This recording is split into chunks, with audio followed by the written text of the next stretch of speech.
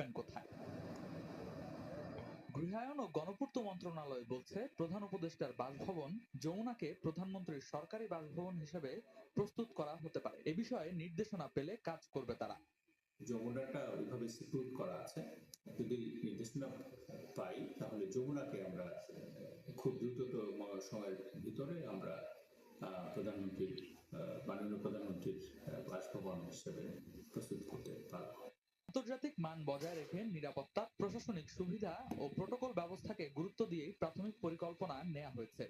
Prime মিনিস্টারের বাসভবন শুধু তো বাসভবন, এটা আমাদের ঐতিহ্য, আমাদের বাংলাদেশের মর্যাদার প্রতীক। এই মর্যাদার প্রতীক যাতে সবচেয়ে মর্যাদাপূর্ণ হয় এবং যে কোনো দেশের প্রধানমন্ত্রী বাসভবনের সাথে যাতে আমরা পিছিয়ে না থাকি, সেইভাবে তুলনা করেই আমরা একটা পরিকল্পনা